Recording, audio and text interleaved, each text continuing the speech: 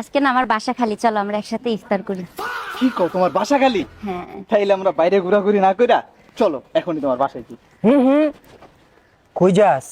রোজা রমজানের মাস, আমি শয়তান বন্দি, তোর মনে শয়তান আইলো কেমনি? আসলেই তো মনের মধ্যে কোনো রকম শয়তানি আনা যাবো না। এই তুমি একটা কাজ করো, তুমি তোমার বাসায় যাও, আমি আমার বাসায় যেতেছি। দেব ঈদের পরে যাও। তো ইফতার করবোই বলছিলাম শুধু। কি একটা অবস্থা, মানুষ দিয়ে আমারতে বড় শয়তান।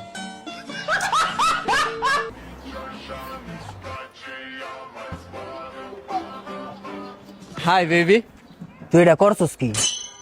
রোজা রমজানের মাস, আমি নিজে শয়তান যে জায়গায় বন্দি, আমার পাড়াপড়শি সবাই বন্দি, তোর মনে শয়তান আইলো কেমনে?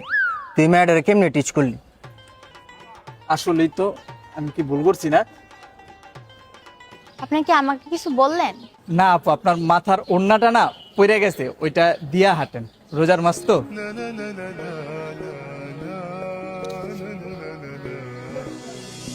এখন রোজা রমজানের মাস, ভালো চলতে হইব। সারা জীবন উল্টাপাল্টা যা করছি সবকিছু বাদ। আর ভুলেও যদি চোখের সামনে মাইয়া পড়ে মামা, ডাইরেক্ট আস্তাগফিরুল্লাহ পড়তে হইব। মাইয়া গো দিকে তাকানো যাবো না, বুঝছস? মাইয়া দেখলে আস্তাগফিরুল্লাহ। মাইয়ার দিকে তাকাবি না। আস্তাগফিরুল্লাহ। কই কই মামা, মাইয়া কই, মাইয়া কই?